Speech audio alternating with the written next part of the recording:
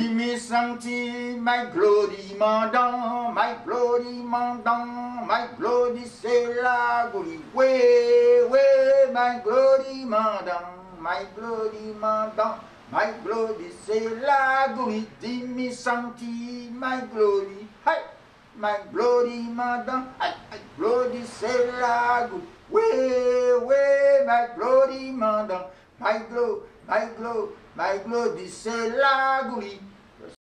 Pêche traditionnelle pour moi, ce serait pêcher ce dont on a besoin, ce qui est nécessaire pour pouvoir vivre, faire vivre sa famille et pas aller au-delà. Pour moi, ça veut dire cela, une pêche respectueuse de l'environnement. Donc, qui dit environnement, dit ne pas détruire les fonds, dit respecter la ressource, donc ne pas la détruire, et puis permettre aux espèces de se renouveler. Donc une pêche raisonnable, une pêche modérée pour juste subvenir à ses besoins. Dans la pêche, il y a encore des techniques traditionnelles, par exemple la seine. La seine, c'est une technique traditionnelle. Alors la seine, en fait, vous avez plusieurs embarcations qui partent en mer avec un filet encerclant. Donc vous avez un filet qui encercle un banc de poisson. Donc le banc de poisson reste, si vous voulez, il est encerclé, donc il ne bouge pas. Et puis les bateaux viennent, et puis autour de ce filet. Donc il y a des plongeurs qui vont descendre pour regarder où sont les poissons. Et puis après, une fois, on relève ce filet, au fur et à mesure, on met tout à bord. C'est juste ce principe-là. Alors l'épervier, en fait, c'est un filet que vous avez, que vous lancez soit de l'embarcation, soit d'une jetée. Donc généralement, ce sont des filets qui servent à prendre à pêcher les appâts, qui serviront après. Donc notamment, vous avez le balaou, vous avez les pisquettes, ou vous avez effectivement, ce sont des poissons qui font pas forcément servir d'appât, mais qui peuvent déjà qui peuvent être consommés, tout simplement. Mais très souvent, vous avez des pêcheurs, enfin ce sont des appâts pour les marins pêcheurs également. Alors effectivement, vous avez les nasses aussi. Alors les nasses, vous avez différentes formes de nasses, différentes tailles de nasses, parce que vous avez une nasse parfois pour une espèce. Vous avez des nasses qui vont à différentes profondeurs. Donc effectivement, la nasse, c'est un engin de pêche traditionnel qu'on utilise depuis très longtemps, puisque nos anciens marins-pêcheurs, justement, on a un ancien marin-pêcheur qui faisait des nasses en bambou. Donc maintenant, les matériaux ont évolué, parce que le bambou, ça prend énormément de temps. Il taille ses bambous en fonction de la lune, donc il ne peut pas faire des nasses tout le temps. Et puis la durée de vie de la nasse en bambou est beaucoup moins importante que la durée de vie d'un casier actuel, qui est soit en grillage et avec une armature en fer, soit en grillage et une armature en bois. Donc voilà. Donc effectivement, c'est un engin de pêche traditionnel qu'on utilise encore et que je pense qu'on utilisera encore un bon moment à Marie-Galante. Au niveau des formes, il y a vraiment... J'en connais à peu près une dizaine, mais je pense qu'il y en a certainement plus, mais on n'a pas cherché plus loin. Vous avez... je n'ai plus les noms en tête. À l'école musée de Murat, on peut les voir. Vous avez des nasses qui ont un goulot, donc c'est l'entrée, pour que le poisson puisse arriver dans la nasse. Vous avez des nasses qui ont deux goulots. Vous avez des nasses qui ont des goulots dans un sens, dans un même sens, dans le sens inverse. Vous avez des formes différentes. Vous avez des formes de triangle. Vous avez différentes formes. Moi, j'ai pu voir à peu près, on va dire, 5 à 10, entre les tailles et les formes, 5 à 10 modèles différents de nasses.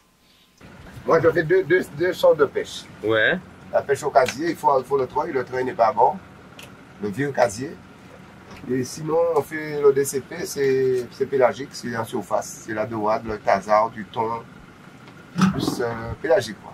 DCP, c'est on pêche avec des appâts, des morceaux de thon, et ça dépend. On pêche à la boule aussi. Pour pêcher les thons, les gros thons, on met un petit thon, un petit bonnet sur l'hameçon, et on lâche une boule. On lâche l'hameçon à l'eau et on le laisse sur la boule, quoi. Et quand on voit que c'est piqué, on va récupérer. Et combien de temps tu passes une bonne journée pour pêcher? En ce moment-là, c'est très difficile, mais ça dépend des moments. On peut pêcher 5, 6, 10. Il y a des bateaux qui pêchent 10, 12 tonnes des fois. C'est plus rare, mais... Et ce qui est bien, c'est pêcher à la ligne. C'est une pêche, je dirais, écologique. Ouais. C'est pas comme les gros bateaux qui jettent un filet qui pèse des tonnes, des dizaines de tonnes, quoi. Nous, on peut partir en mer aujourd'hui et ne rien pêcher. Ça arrive des fois aussi, on fait de belles pêches, mais c'est pas comme les gros chalutiers qui jettent leur filet qui ramassent 20 tonnes, 30 tonnes de tout. Les casiers sont dans la mer déjà. Ah, ok. On va les lever. On va les lever, récupérer ceux qui ont pêché, quoi. Sur 8 jours ou 15 jours, ça dépend. Donc, tu as toujours tes casiers sur la Les mer? casiers sont en mer, ouais. Tout le temps? Oui. Donc, chacun d'entre vous, vous savez c'est où votre casier? Les bouées, c'est marqué. C'est quand même assez profond, hein. C'est relié à une corde et une bouée en surface. Hein. Ouais. Mais combien de mètres il y a de profondeur? Ça dépend. Ça peut être 20 mètres, ça peut être 25, ça peut être 100 mètres aussi. Ça dépend de ce qu'on veut pêcher. Et vous achetez les casiers ou vous les fabriquez? On les fabrique. Et ça prend combien de temps pour fabriquer un casier? Une bonne matinée quand même. Pour faire un casier tout seul. Si on est à deux, on fait 2 casiers. Et c'est qui t'a appris à faire le casier? Eh ben, de fil en aiguille, mon père faisait la pêche, mon grand-père, mes oncles. J'ai commencé à travailler avec eux et puis on a appris depuis petit. Et ça a changé quelque chose depuis qu'ils te sont appris? Comment est-ce qu'ils faisaient les pêches ton père et ton grand-père? Il n'y avait pas grand-père? de DCP. Il n'y avait pas de DCP. Avant, c'était la traîne. On allait pêcher comme ça, on partait à l'aveuglement. On allait pêcher, chercher des gibiers pour pêcher en dessous, pour des bancs de poissons. Aujourd'hui, il y a des DCP. On sait où se trouvent les DCP. On y va directement sur les DCP. C'est un peu ça qui a changé. Mais sinon, le système des NAS, c'est toujours pareil. Les NAS, on ne les vend pas, puisqu'en fait, c'est un produit qui est fait. Donc, on achète le grillage. Donc, je vendais du grillage, j'en vends plus. Donc, on achète le grillage, le fil d'attache. Et les marins pêcheurs allaient acheter le fer pour faire l'armature ou couper des golettes. Donc, ce sont des troncs d'arbres très fins qui coupent pour pouvoir faire leur armature. Donc, les grillages, les NAS, en fait, se confectionnent. Donc, soit ce sont les pêcheurs eux-mêmes qui confectionnent leur grillage, ou vous avez parfois des personnes. Alors, il y avait un monsieur encore à Saint-Louis, monsieur Broudet, qui faisait des NAS, qui est décédé. Donc, c'est là où je vous dis que il est important de capter, de répertorier, d'entendre ces témoignages, de filmer ces personnes parce qu'elles s'en vont. Donc, M. Broudet, il faisait des NAS à Saint-Louis, donc les pêcheurs amenaient tout le matériel, ils confectionnaient les NAS et puis ils se faisaient payer par rapport à sa main-d'œuvre, en fait. Donc, aujourd'hui, vous avez les marins pêcheurs font leurs NAS eux-mêmes, donc c'est vrai que c'est un peu pas une perte de temps puisque c'est leur outil de pêche, mais ils auraient pu, s'il y avait par exemple une structuration au niveau de la filière, on aurait pu trouver par exemple même des jeunes qui feraient des filets pour que les marins pêcheurs aillent en mer, qui feraient des NAS pour que les marins pêcheurs aillent en mer, sauf qu'aujourd'hui, c'est le marin pêcheur qui à la fois fait ses engins de pêche, qui va en mer et qui vend son poisson. Donc en fait, il fait 3 métiers, le marin pêcheur. Alors vous avez encore, c'est plus l'embarcation qui sera traditionnelle, c'est le prix-prix. Le prix-prix, c'est une embarcation qui disparaît vraiment. Hein. On n'en voit plus beaucoup. Il y a encore 10 ans en arrière, on en voyait encore. Et puis, en plus d'une technique de pêche, enfin une embarcation de pêche, c'était devenu une embarcation de loisir. Donc les jeunes l'utilisaient pour pouvoir aller en mer. Mais c'est vraiment une embarcation qui disparaît véritablement. Donc vous avez plusieurs bouts de bambou séchés qui sont raccordés pour faire une embarcation qui flotte avec ou sans voile. Donc, ça dépend aussi de là où on se trouve, si on est dans un lagon ou pas. Donc, l'utilisation sera différente. Nous, on essaie par exemple avec l'association sensibiliser nos adhérents sur la complémentarité au niveau de l'activité. Donc, pas juste aller en mer, mais par exemple, on a aussi beaucoup de femmes de marins pêcheurs avec nous. Donc, associer la pêche du mari avec, par exemple, une transformation alimentaire. Donc, qu'elle puisse participer avec nous à des foires. En plus que le couple ou la famille puisse avoir un gîte de pêche. Donc, on aurait aimé avoir un projet global autour du monde de la mer, pas juste un métier de marin-pêcheur, mais une activité un peu plus complète avec le mari qui pêche, la femme qui transforme, qui a un restaurant ou qui confectionne des aliments avec les produits de la mer, et plus largement une activité touristique autour de la pêche, soit des balades en mer, du pescatourisme, de la découverte, des choses autour de la mer pour qu'on puisse vraiment, que la pêche devienne, que le monde maritime devienne vraiment un projet global pour le marin pêcheur et son entourage. Alors nous sommes une association qui regroupe majoritairement des hommes de profession marin-pêcheur. Nous avons également des marins-pêcheurs ou des plaisanciers, des amis de la mer en fait, qui sont avec nous dans l'association. Pourquoi nous avons voulu faire une association professionnelle et culturelle? Parce qu'en fait, justement, les marins-pêcheurs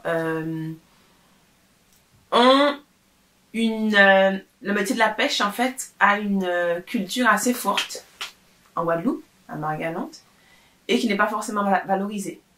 Donc, il était important pour nous d'intégrer également à cette association des personnes civiles, enfin des personnes de tous horizons, qui puissent venir compléter les marins-pêcheurs pour pouvoir les accompagner dans leur démarche professionnelle, mais aussi pour la valorisation de leur métier. Donc, nous travaillons en l'occurrence sur le côté culturel, donc le patrimoine. Il nous plaît particulièrement de valoriser nos anciens marins-pêcheurs, donc à travers des pratiques qui n'existent plus ou qui tendent à disparaître. Par exemple, la fabrication des engins de pêche, comme par exemple les éperviers.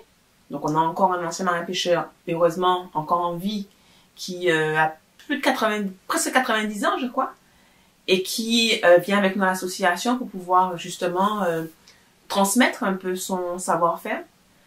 C'est important pour nous parce que ce sont des personnes qui sont, l'âge faisant, qui vont pas rester forcément avec nous très longtemps.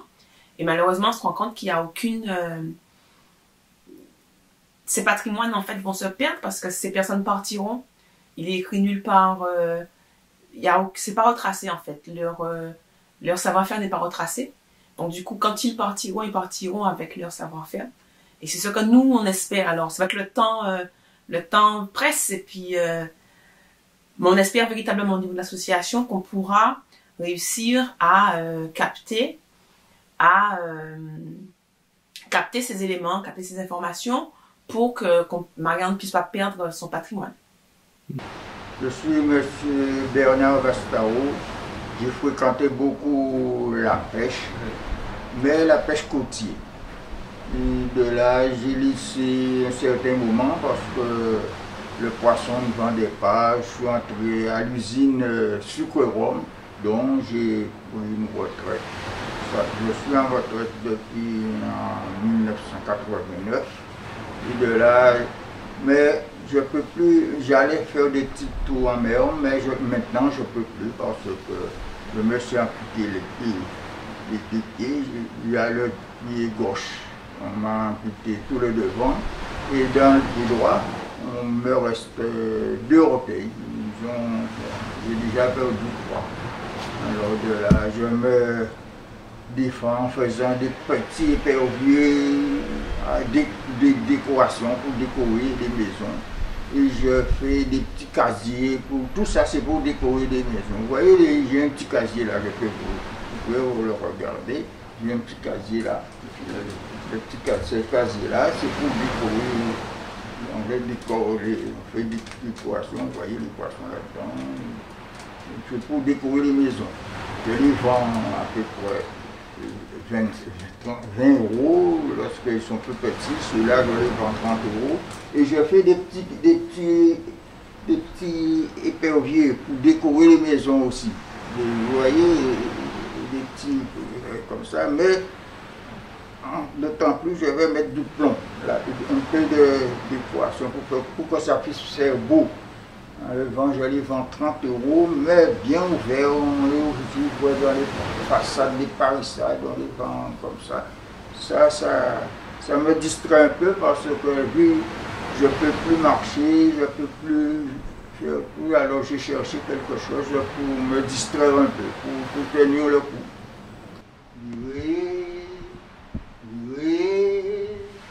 Oui, Angelina, joli bateau.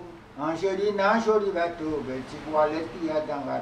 Angelina, remportez la victoire. Ici Rena Lola, on prend bateau la salle. Monsieur Renalo là, au point bateau là, ça. Monsieur Renalo là, au point bâtiment là. Palace Mao, au plaisir des amoureux.